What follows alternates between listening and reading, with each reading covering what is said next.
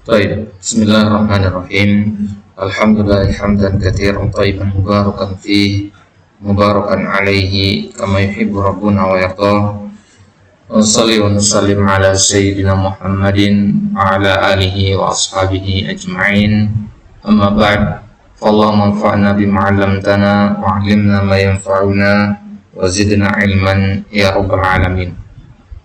مرحبا بكم في اللقاء التاسع من لقاءات قراءة كتاب التفاحة في النحو لمؤلفه أبو جعفر النحاس النحوي المصري رحمه الله تعالى.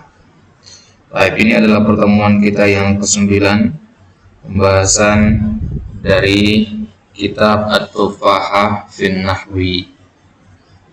Baik, sekarang kita masuk ke bab baru, yaitu pembahasan tentang al-huruf allati tansibul asma'a wa tarfa'ul akhbara.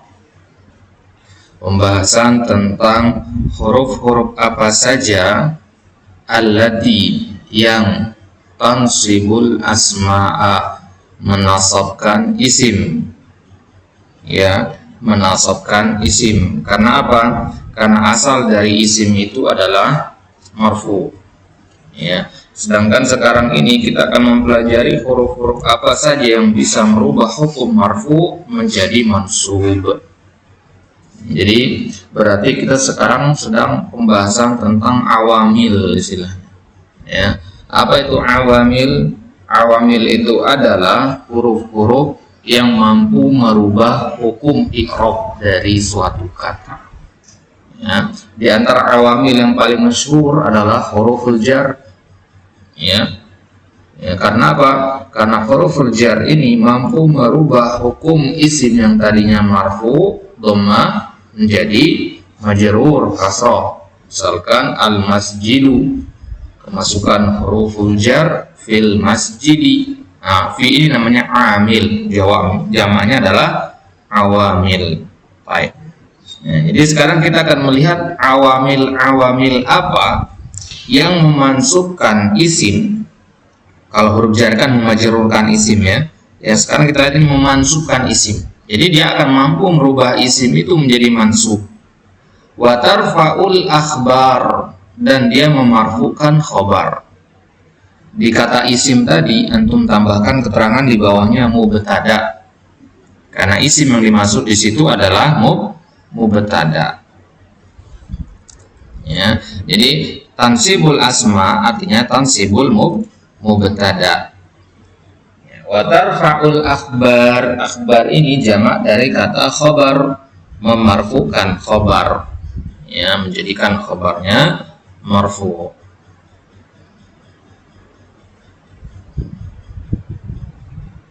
Baik, berarti sekarang kita akan membahas jumlah ismiyah. Jumlah ismiyah sudah pernah kita katakan, dia terdiri dari dua rukun. Apa itu? Rukun jumlah ismiyah? Kalau jumlah fi'liyah rukunnya fi'il dan fa'il. Kalau jumlah ismiyah rukunnya apa? Tidak murajaah ini. Mubtada dan khabar. Nah, ya, kalau jumlah ismiyah itu terdiri dari mubtada dan khabar. Nah, sekarang ini kita sedang membicarakan mubtada khabar ini, ya, sedang membicarakan mubtada khabar. Baik, kita mulai. Apa saja huruf-huruf itu? Wahia inna, ya, yaitu inna. Yang pertama adalah inna. Yang kedua anna, wali anna, wa ka'anna, wa laita, wa la'alla, wa lakinna. Baik. Jadi inilah huruf-huruf yang dia memansubkan mubtada dan memarfukan khabar. Ada inna, anna, li anna, dan seterusnya sampai kata walakinna. Ya, inilah yang kita sebut dengan istilah inna wa akhawatu tuha. Ya, jadi judul lain dari bab ini kalau antum buka di kitab-kitab yang lain, antum akan temukan judulnya adalah inna wa akhawatuha. Jadi sekarang ini sebenarnya kita lagi bahas inna wa akhawatuha.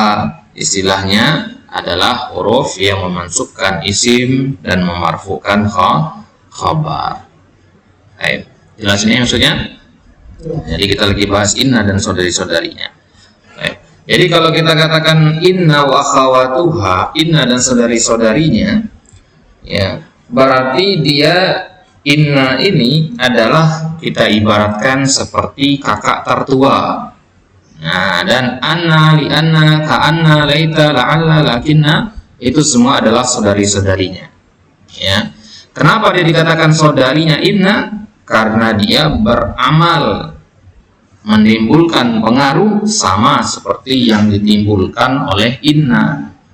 Apa pengaruh yang ditimbulkan oleh inna? Itulah judulnya tadi. Tansibul asma'a wa tarfa'ul akhbara, memansubkan isim dan memarfukan khabar. Berarti pengertian dari akhwat inna itu apa? Semua huruf yang bisa memansubkan isim dan memarfukan khabar, itulah yang disebut dengan akhwat dari inna. Dia dinamakan akhwat inna karena dia amalannya sama dengan inna. Misalkan kita punya mubtada dan khabar. Ya.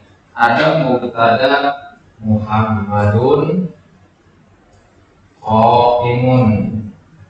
Mubtadanya Muhammadun, khabarnya qaimun. Ini pada khabar kan, ismiyah. Nah, sekarang kita masukkanlah inna di sini. Ya. Tadi di judulnya dikatakan apa? Tansibul asma'a wa tarfa'ul akhbaro, memansubkan isim ini maksudnya, dan memansubkan khabar. Ya. Memasukkan isim berarti Muhammad berubah menjadi Muhammadan. Berarti qaimun menjadi qaimun tetap. Ya. Apa tadi judulnya? Memasukkan isim mubtada maksudnya dan memasukkan khabar. Jelas nih? Kenapa Muhammadan berubah menjadi fathah dan qaimun dhamma? Karena inna. Ya. Apa saja yang semisal dengan inna? Ada anna, ada la'alla, laita, dan seterusnya. Paham ya?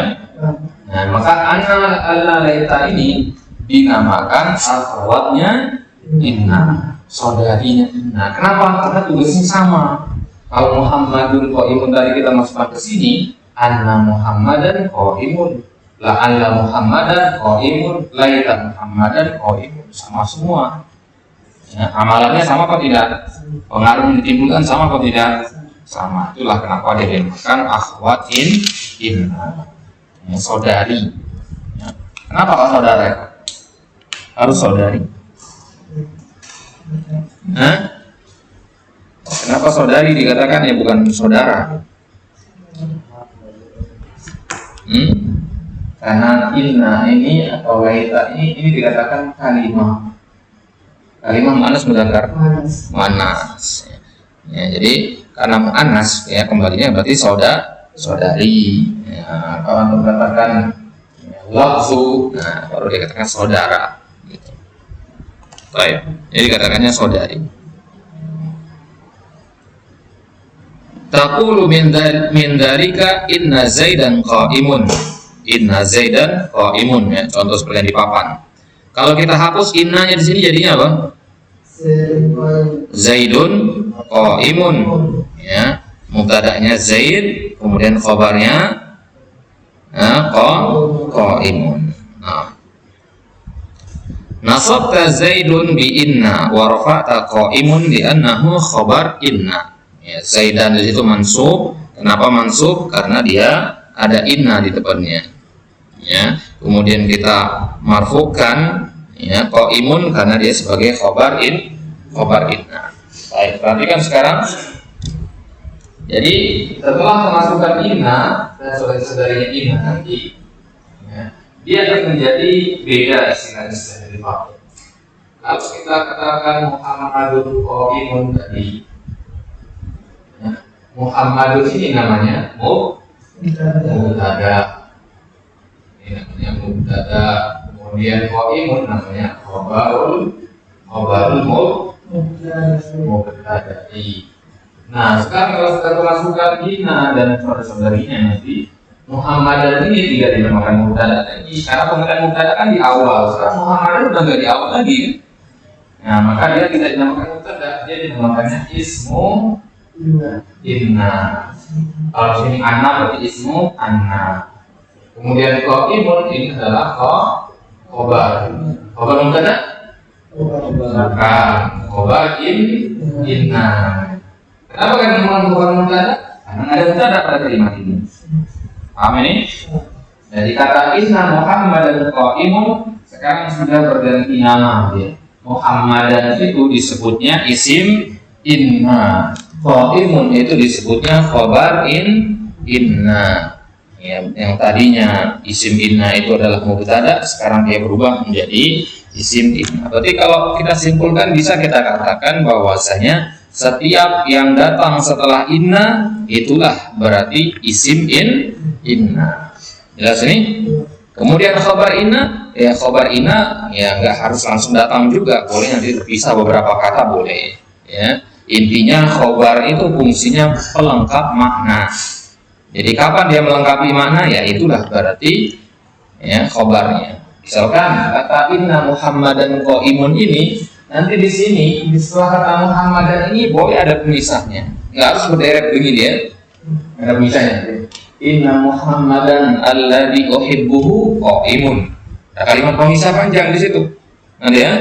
Maka patokannya adalah apa? Cara membedakannya gimana? Cara melihatnya adalah kepada maknanya. Ya, harus tahu maknanya. Ya, karena khobar itu fungsinya melengkapi makna. Ya. Coba kawan katakan sesungguhnya Muhammad yang badannya tinggi, rambutnya keriting, dia tinggal di jalan melati, bla bla bla bla bla bla. Sempurna kalimat itu? Sesungguhnya Muhammad yang begini panjang begini satu paragraf. Sempurna nggak kalimatnya? Nah, gimana sempurna? Sesungguhnya Muhammad yang begini sempurna nggak kalimatnya? Ini bahasa Indonesia gimana ini? Antum nggak ngerasain dengan kalimat itu? Sesungguhnya Muhammad yang begini adalah seorang santri. Nah itu baru sempurna, ada kata adalahnya. Kalau Nabi bilang sesungguhnya Muhammad yang badannya tinggi, rambutnya keriting, tinggal di jalan melati, bla bla bla bla bla bla, sempurna kalimatnya? Enggak, walaupun panjang dia belum sempurna. Kenapa? Karena belum ada khobarnya. Jadi patokannya itu bukan kepada banyaknya kata. Bisa jadi satu paragraf tadi belum sempurna, itu bisa jadi.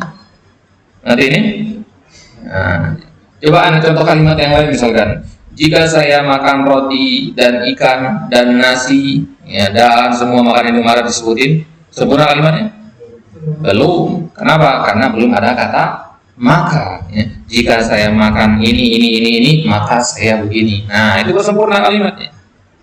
Paham ini? Nah, jadi jangan lihat kepada ini banyak kata-katanya berarti sempurna dia. Enggak begitu ya. Patokan dari kalam itu sempurna apa tidak adalah kalau ada khobarnya, kalau dia cuma ismiyah. Ya, maka di sini qaimun itu sebagai khobar inna fungsinya adalah untuk melengkapi makna dari mubtada. Kalau antum hanya mengatakan inna Muhammadan kemudian diam, orang menunggu. Sesungguhnya Muhammad. Iya, sesungguhnya kenapa Muhammad itu? Orang menunggu kan? Oh, imun. Oh, sesungguhnya Muhammad itu sedang berdiri. Di ayat misalkan antum mengatakan inna dina indallahil Islam. Kalau antum potong ayatnya mengatakan inna dina indallah, diam. Apa artinya inna dina indallah? Sesungguhnya agama di sisi Allah, kemudian antum diam. Iya, yang mana agama di sisi Allah itu? Paham ya? Nah, berarti inna dina indallah itu isim innanya mana?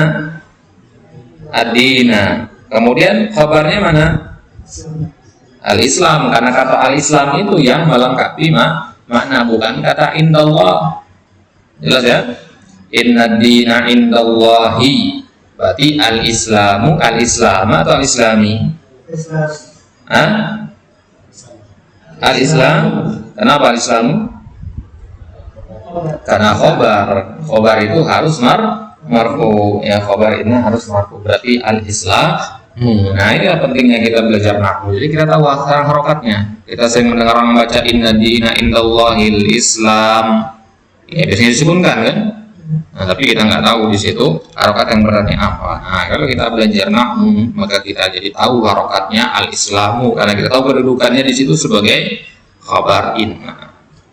Nah, itu. Jadi belajar nahwu ini tujuan utama kita yaitu untuk menghindari kesalahan dalam pengucapan kata-kata ketika membaca Al-Quran.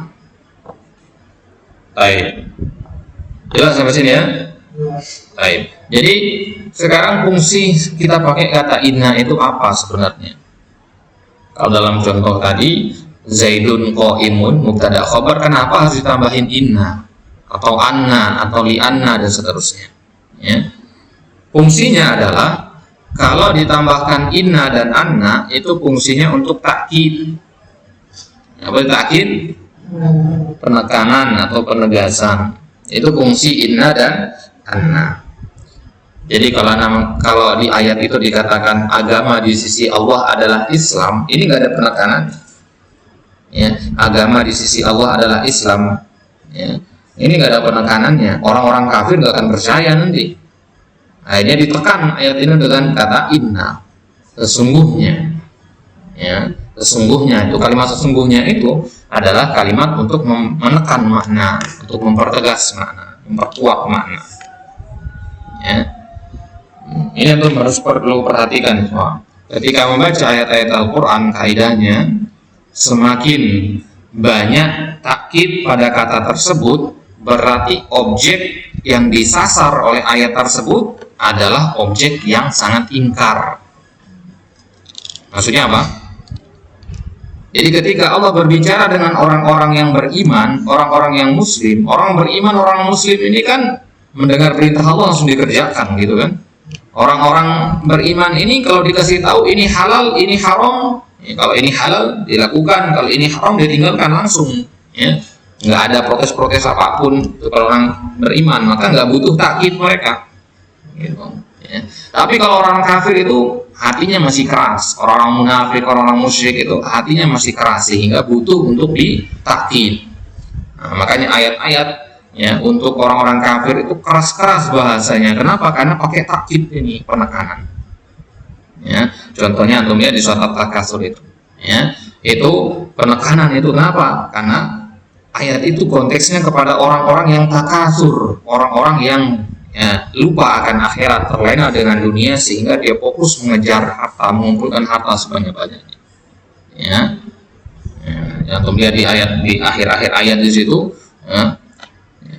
Ya, di situ dipertegas oleh Allah. Ya, kenapa? Karena memang konteksnya di situ adalah orang-orang yang ingkar. Ya, orang-orang yang ingkar tentu butuh untuk dipertegas. Ya. Misalkan apa dikatakan di akhir ayat di surat At-Takatsur? Summa latus alunna yauma idin anin naim, latus alunna. Terus alunna ada takkid di situ. Nanti kita belajar jenis takkid itu apa saja. Ya, ada kata kalla berulang-ulang. Kata kalla itu benar-benar penekanan atau kalimat zajar, istilahnya kalimat hardikan itu kalla itu. Ya. Kemudian ada kata misalkan la tarawunna, ya, la tarawunna al-jahim, la tarawunnaha. Penegasan semua itu. Ya, kenapa? Karena konteksnya kepada orang-orang yang lupa. Ya, baik. Nah, jadi penting kita mempelajari ilmu nahwu ini akan membantu juga dalam masalah kita mentadabburi ayat-ayat Al-Quran nanti. Jadi lebih banyak faedah yang bisa kita dapati ketika membaca ayat Al-Quran. Lebih paham kita akan mutiara-mutiara yang dikandung oleh Al-Quran kalau kita belajar ilmu nahwu ini, kita belajar i'rabnya. Ya. Jadi ketika nanti kita membaca ayat Al-Quran tentang azab, hati itu bisa bergetar, merasakan ya rasa takut di situ. Ya, kenapa? Karena ayat-ayat yang Allah pilih di situ adalah ayat-ayat yang keras, ayat-ayat yang tegas. Ya, itu kalau tentang azab. Ya. Ya. Misalkan ketika kita baca ayat khuzuhu faghullu, ya, umal jahima sallu. Ya. Nah di situ Ya, kalau kita nggak paham nahwu sorof, ya kita nggak akan bisa merasakan apapun, mentadabburi apapun dari ayat itu. Padahal ayat tersebut adalah kata para ulama di antara ayat yang paling keras dalam Al-Quran. Ya, ambil dan lemparkan mereka dalam neraka jahanam. Ya. Baik. Makanya saya kita dapati para imam-imam itu, imam-imam di Masjidil Haram, mereka ketika sholat malam atau ketika menjadi imam, mereka menangis, ya kan, baca ayat Al-Quran. Kok bisa? Ya karena mereka paham apa yang dibaca. Kalau kita nggak menangis, kenapa? Ya karena lewat begitu aja, nggak paham kita, gitu. Ya, karena kita tidak belajar, gitu ya. Ya, maka salah satu wasilah untuk bisa khusyuk dalam sholat itu adalah dengan mempelajari bahasa, gitu ya. Ya, jangan dikatakan, oh apa sih fungsinya belajar bahasa Arab? Hanya buat memahami ucapan-ucapan orang Arab? Enggak. Lebih utama dari itu, tujuan kita adalah memahami Al-Quran. Bukan hanya mampu memahami maknanya, tapi juga mentadabburinya lebih dalam. Baik. Jadi jelas sampai sini ya. Jadi inna dan anna itu fungsinya untuk ta'kid. Kemudian li anna itu fungsinya untuk ta'lil, alasan. Nah, karena li anna ini kalau diterjemahkan artinya karena. Ya, li anna ini artinya karena. Wa ka'anna, ya. Kemudian ka'anna,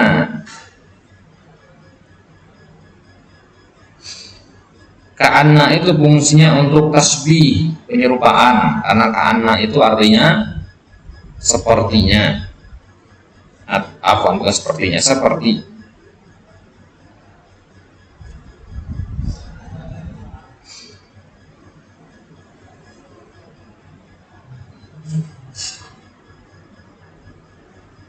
Seperti, ya, ka'anna, ya, itu artinya seperti.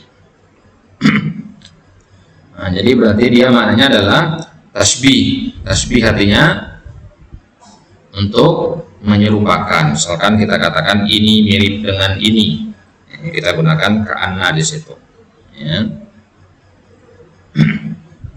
Nah, misalkan di ayat dikatakan ya yauma yakhrujuna minal ajdathi ka'annahum yauma yakhrujuna minal ajdathi sira'an ka'annahum ila nusubin yufidun. Ya. Dan di ayat yang lain ka'annahum a'jazu nahlin khawiyah. Ini permisalan-permisalan. Di dalam Al-Quran itu banyak analogi, banyak contoh-contoh. Ya. Kalau kita ingin menjelaskan sesuatu, salah satu cara menjelaskan itu adalah dengan memberikan permisalan atau dengan contoh. Al-Quran itu banyak sekali permisalan-permisalan. Bahkan dalam ilmu tafsir sendiri ada bab khusus namanya bab al-mathal atau al-amsal fil Quran. Ya, pembahasan tentang analogi Al-Quran, contoh-contoh Al-Quran. Ya, misalkan ya orang yang beramal, ya, itu orang-orang yang beramal dan pahalanya dilipat gandakan itu seperti ya tandan kurma yang berasal dari satu biji korma ditanam, ya, kemudian tumbuh satu pohon korma. Satu pohon korma itu memiliki 7 tandan. Satu tandan berisi 100 biji korma berlipat ganda, dari satu biji korma menjadi ratusan biji korma. Nah, ini analogi namanya, ini contoh, ini permisalan yang Allah sebutkan di dalam Al-Quran. Ya, dan permisalan-permisalan itu sering Allah gunakan kata ka'anna. Jelas nih? Nah, di ka'anna ini artinya seperti, ya, misalkan ka'annahum humurun mustamfirah, ya, permisalan dengan humur, ya. Baik, humur itu artinya himar. Kemudian laita, ya, laita itu fungsinya adalah litamanni istilahnya. Tamanni itu apa? Pengharapan, angan-angan, ya. Angan-angan tulis lebih bagus. Angan-angan kita. Ya. Kalau laita ini artinya andai saja. Ya, kalau semoga itu la'alla. Ya. Andai saja saya bisa begini-begini. Ya. Itu kan angan-angan namanya. Ya. Kalau semoga, ya, itu la'alla. Ya, itu la'alla. Jadi bedanya laita sama la'alla adalah Kalau laita itu mustahilul wuqu' au ba'idul wuqu'. Laita itu biasanya untuk sesuatu yang nggak mungkin terjadi atau sangat sulit terjadi. Misalkan kita katakan dalam syair, ala laita syababa ya'udu yauman. Ya, andai saja masa muda itu bisa kembali. Bisa kembali nggak masa muda? Nggak bisa. Maka gunakan laita di sana. Di surat An-Naba Allah katakan, ya laitani kuntu turoba, menceritakan tentang perkataan orang kafir ketika masuk neraka di azab. Mereka mengatakan, ya laitani kuntu turoba, andai saja dulu saya itu cuma tanah hingga tidak perlu diazab. Nah, bukan manusia maksudnya. Nah, ini ya mungkin terjadi apa enggak dia berubah menjadi tanah? Kan enggak mungkin, Allah sudah tetapkan dia menjadi manusia. Ya, itu laita. Tapi kalau la'alla itu ada kemungkinan terjadinya. Ya, misalkan ya untuk mengatakan di ayat la'allallaha yuhditsu ba'da dzalika amra. Ya, semoga saja setelah itu Allah akan mendatangkan perkara yang lebih baik. Ya, perkara yang baru. Nah, itu la'alla. Jadi la'alla itu harapan yang ada kemungkinan untuk terwujud. Ya, maka kita gunakan la'alla. Misalkan ya di surat Al-Baqarah ya, tentang perintah puasa di akhir ayatnya dikatakan apa? Ya ayyuhalladzina amanu kutiba alaikumus syiyam kama kutiba alal ladzina min qablikum la'allakum tattaqun. Semoga kalian bertakwa dengan puasa itu. Berarti mungkin apa tidak kita berpuasa kemudian kita bertakwa? Mungkin, karena memang itulah tujuan dari puasa itu sendiri. Tujuan dari puasa adalah agar kita bertakwa. Allah di sini untuk menunjukkan harapan yang diinginkan ya kalau kita berpuasa. Itu bukan agar sehat, bukan agar ya apa tujuan-tujuan duniawi, tidak. Puasa itu adalah agar kita bertakwa kepada Allah. Itu hikmah tertinggi dari puasa. Baik. Kemudian lakinna pakai tasdid ya. Kalau lakin itu nggak masuk ke sini. Ya, ada lakinna, ada lakin sukun. Ya, yang pakai tasdid ini yang akhawat inna. Ya, kalau lakin itu nanti huruf atof ya. Ya, kita nggak bahas itu di sini. Baik. Jadi lakinna ya itu namanya istidrok. Ya, istidrok itu artinya ya memberikan informasi tambahan. Bahasa Indonesianya lakinna ini adalah akan tetapi. Ya, lakinna ini kalau diterjemahkan ke bahasa Indonesia artinya akan tetapi.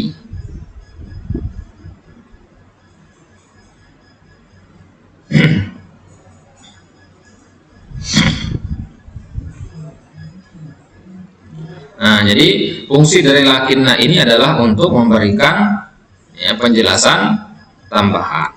Ya. Jadi misalkan kita mengatakan ya Ja'a Zaidun lakinna Muhammadan. Ya. Misalkan kita mengatakan ya telah datang Zaid akan tetapi Muhammad. Berarti datang siapa? Zaid atau Muhammad? Muhammad. Jadi saya tadi mengira yang datang Zaid. Oh, ternyata yang datang adalah Muhammad. Ini fungsi dari kata lakinna, memberikan informasi tambahan ya. Jadi untuk mengangkat informasi yang sebelumnya ya. Misalkan dia dikatakan walakinna aktsarahum la yashkurun ya di surat An-Naml ya. Wa inna rabbaka ladzu fadlin 'alan nas wa inna rabbaka ladzu fadlin 'alan nas walakinna aktsarahum la yashkurun. Sungguhnya Allah itu adalah Rabb yang memiliki ya memberikan banyak rezeki kepada manusia, akan tetapi kebanyakan manusia enggak bersyukur. Informasi tambahan ini kan Allah memberikan rezeki kepada manusia, ini informasi pertama. Ya. Tapi ada informasi tambahan yang berkaitan dengan informasi pertama tadi. Apa itu? Kebanyakan manusia enggak bersyukur. Maka gunakan kata walakinna. Kalau seandainya Allah mengatakan ya, sungguhnya Allah memberikan rezeki kepada hamba-hambanya. Sampai situ doang. Enggak ada informasi tambahan. Berarti orang kan memahami berarti semua manusia itu bersyukur. Paham nih? Ya. Contohnya misalkan dalam istisna atau pengecualian ketika kita katakan ya, santri masuk kelas. Kita mikirnya berarti semua santri masuk kelas, gitu kan? Nah, tapi kalau kita tambahkan kata lakinna, berarti ada santri nggak masuk. Ya. Santri masuk kelas, lakinna Zaidun dhahaba ilal mustashfa. Ya, lakinna Zaidan dhahaba ilal mustashfa. Ya, semua santri masuk kelas, akan tetapi Zaid pergi ke rumah sakit. Ya, ini kan informasi tambahan setelah kata lakinna. Baik, jelasnya? Baik, jadi ulang sekali lagi, inna dan anna tadi namanya huruf taukid, ya, penegasan. Li anna tadi huruf apa? Ta'lil. Anna ini huruf tasbih. Ya, laita ini huruf tamanni. Ya, la'alla ini huruf taraji namanya. Ya, taraji itu harapan nanti. Kemudian lakinna ini huruf, ya, huruf istidrak. Ini makna huruf ini sebenarnya untuk faedah saja, ya, untuk faedah saja. Kalau merasa penting ya akan ditulis, tidak ditulis juga tidak masalah. Yang penting yang tahu terjemahan bahasa Indonesia itu yang paling penting sekarang, ya. Inna dan anatnya sesungguhnya, li anna karena, ka anna seperti, laita artinya andai saja, duhai gitu ya, la'alla itu artinya semoga, lakinna artinya akan tetapi. Baik. Wa fit tasniyah, dan dalam musanna. Kita lanjutkan. Tasniyah itu artinya musanna. Inna zaidaini qaimani. Nah, tadi kita katakan yang datang setelah inna itu namanya isim inna. Nah, sekarang mana isim innanya di sini? Zaidaini. Nah, kata zaidaini ini bentuknya musanna. Dan dia hukum i'rabnya apa? Marfu, mansub atau majrur? Mansub. Kenapa mansub? Karena isim inna di mana-mana isim inna itu pasti mansub. Ya, tanda mansubnya yang beda-beda. Karena dia di sini musanna, tanda mansubnya dengan apa? Dengan apa? Dengan ya. Ya, az-zaidaini di situ menggunakan ya. Musanna itu kan ada dua, ya, zaidani sama zaidaini. Kenapa kita pilih zaidaini di sini? Ya, karena sudah kita pernah pelajari, ya, bahwasanya musanna itu mansubnya dengan ya. Ingat ya, musanna mansubnya dengan ya. Apa? Mansub dan majrur, ya. Musanna itu mansub dan majrurnya dengan ya, marfu'nya dengan alif. Berarti benar nggak kalau kita katakan inna zaidani? Salah, nggak boleh. Karena zaidani itu marfu, sedangkan isim inna itu mansub. Jelas nih? Baik. Kemudian qaimani ini i'rabnya sebagai apa di sini? Sebagai khabar inna. Marfu, mansub, majrur. Marfu. Marfu'nya dengan apa? Dengan alif. Kenapa dengan alif bukan dengan dhamma? Karena dia isim, karena dia musanna. Ya. Karena musanna itu marfu'nya dengan alif. Berarti boleh nggak kita katakan inna zaidaini qaimaini? Nggak boleh, nggak mungkin ada dua-duanya mansub, ya. Dua-duanya mansub, dua-duanya majrur itu nggak boleh. Ya. Pasti ada salah satu yang berbeda di situ. Baik, ini pada tasniyah, pada musanna. Bagaimana kalau jamak? Wa fil jama'ati inna zaidina qaimuna. Zaidina di situ jamak dari kata zaid, ya, yang mudzakkar salim berarti, ya. Nah, zaidina di situ jamak mudzakkar salim. Nah, sekarang zaidina di sini pasti mansub, ya, karena dia isim inna. Nah, sekarang tanda nasabnya apa? Ya. Kenapa tanda nasabnya ya? Karena dia jamak mudzakkar salim. Baik, cara i'rabnya bagaimana ini? Az-zaidina ismu inna mansubun wa alamatu nasbihi al-ya. Limada? Li'annahu jam'ul mudzakkaris salim. Jelas cara i'rabnya, ya? Sudah kita pelajari kemarin cara i'rab itu. Ya, jangan dirubah-rubah sedikit saja. Nah, ulang sekali lagi, i'rab az-zaidina Az-zaidina ismu inna. Ya, isim inna di mana-mana pasti mansub. Berarti mansubun. Karena dia mansub berarti wa alamatu nasbihi. Apa tanda nasabnya tadi? Ya. Berarti wa alamatu nasbihi al-ya. Ya, seharusnya mansub itu dengan fathah bukan dengan ya. Maka sebutkan alasannya. Li'annahu apa? Jam'ul mudzakkariss salim. Kemudian qaimuna khabar inna. Khabar inna itu di mana-mana pasti apa? Marfu. Ya, wa alamatu raf'ihi di sini apa? Al-wawu limada? Li'annahu jam'ul mudzakkariss salim. Baik. Itu contoh untuk inna. Ya. Contoh untuk anna atau yang lainnya juga bisa silakan diganti-ganti aja ya. Contohnya di situ ada laita amron qadimun. Andai saja Amr itu datang. Ya, berarti di sini mungkin nggak Amr itu datang. Karena menggunakan laita di situ berarti dia tadi laita itu memungkinkan apa tidak? Ya, tidak memungkinkan atau sulit untuk terwujud, sulit untuk mungkin terjadinya. Ya.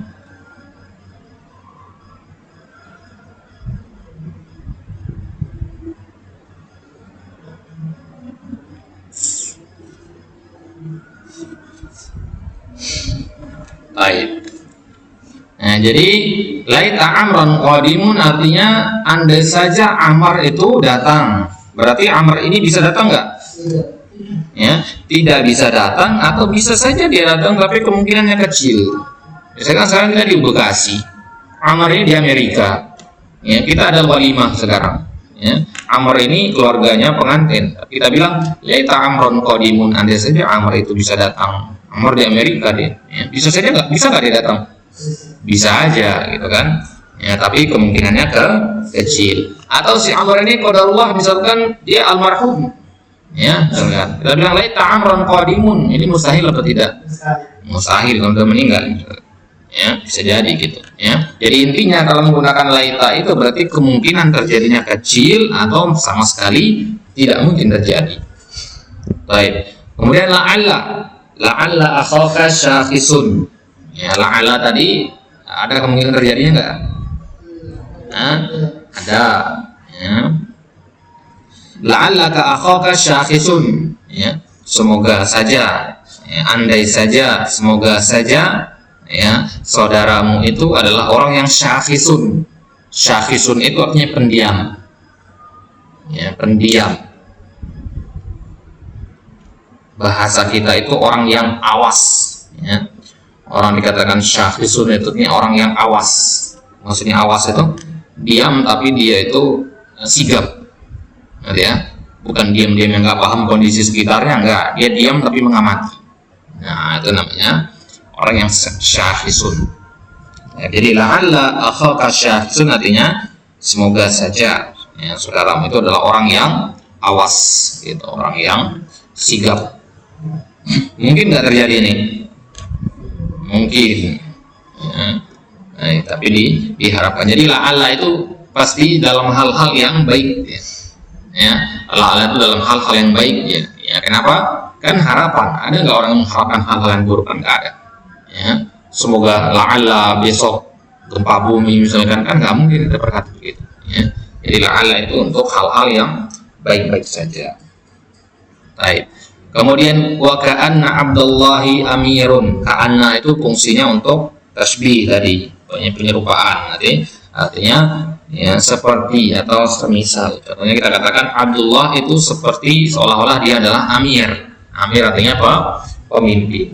Amir Abdullah berarti pemimpin apa bukan? Amir ini pemimpin apa bukan?